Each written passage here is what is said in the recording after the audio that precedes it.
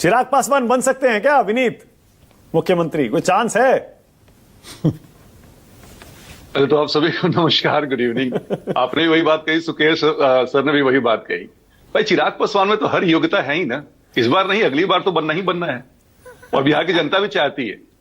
क्या है ना मानक भाई कि हम लोग ना विपक्ष को ऐसे ही ज्यादा तवज्जो दे रहे हैं। हाँ। ये ना इतो है ना तो थस्तो है, ना इधर के ना उधर के हैं। 25 सीट राजद के पास है या 6 कांग्रेस के पास, उन्हें कोई पूछता नहीं। जनता ने पहले उनकी ओबिचुअरी भी इंस्टॉलमेंट पे लिख दिया है। मानक जी हमसे पूछिएगा तो हम जीवन राजनीति को बड़ा ब्लैक एंड व्हाइट में देखते हैं, ग्रे शेड हम जबरदस्ती ढूंढते हैं। आपने पूछा कि नीतीश कुमार जी का डिमोशन हुआ है, प्रमोशन हुआ है? हाँ। नहीं, नीतीश कुमार जी का एस्पिरेशनल ग्रोथ हुआ है। हाँ? एक ऐसे नए आयाम की तरफ, माइलस्टोन की तरफ जा रहे हैं जहां पे वो कभी नहीं गए। एस्पिरेशनल ग्रोथ जी, एस्पिरेशनल ग्रोथ। बिल्कुल। विनीत भाई एक सेकंड, विनीत 1 सेकंड भाई, आप प्रोफेसर हैं, मुझे पता है आप पढ़ाते हैं, आप बहुत पढ़े लिखे आदमी हैं, लेकिन इतनी अंग्रेजी हमको भी आती है। एस्पिरेशनल ग्रोथ कह रहे हैं आप नीतीश कुमार का राज्यसभा जाना? अपने 30-40 साल के इस राजनीतिक करियर में वो जब चाहते राज्यसभा चले जाते, जब चाहते, और आप कह रहे हैं ये एस्पिरेशनल ग्रोथ है उनका, मुख्यमंत्री पद छोड़कर राज्यसभा जाना। मानक भाई सुनिए ना, हर एक चीज का अपना समय होता है।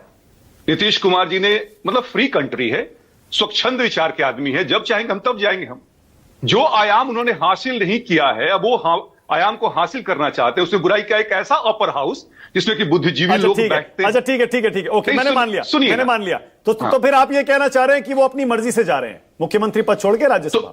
स्वाभाविक है।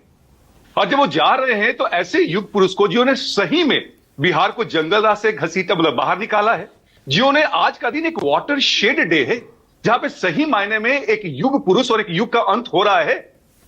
अब नीतीश कुमार जी अब जो दूसरा काम करने जा रहे हैं, हमें उन विनीत आपने अपने फ्लो में ये कह दिया कि नीतीश कुमार के युग का अंत हो गया।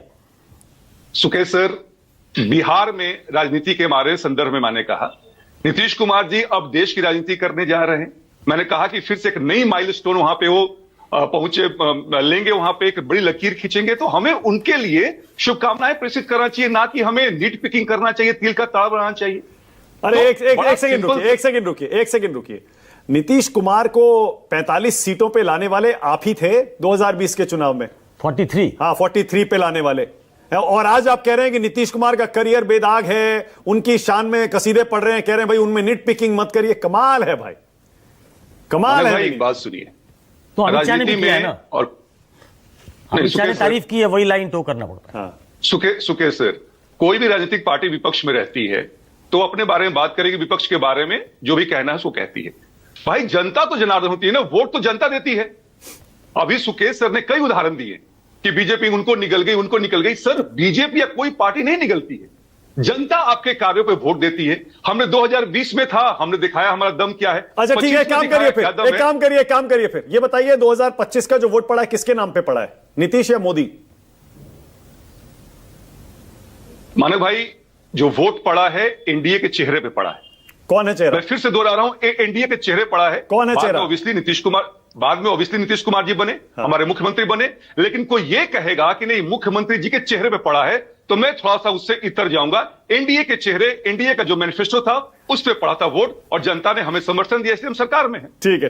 अच्छा मतलब आपने, मैं चाह रहा हूं एक बार और दोहरा दीजिए, आपने कहा कि इस बार तो चिराग पासवान सीएम नहीं बनेंगे, अगली बार जरूर बनेंगे, ये कहा ना आपने? मैं फिर से मानक सर कहता हूं कि चिराग पासवान जी में हर वो गुण है जो कि एक मुख्यमंत्री में होना चाहिए। हाँ। बिहार की जनता भी चाहती है, जब समय आएगा, इस बार नहीं अगले बार कभी भी, चिराग पासवान जी तो अगली बार जब बनेंगे तो वो एलजेपीआर के नेता के तौर पे बनेंगे या बीजेपी में विलय करके बनेंगे?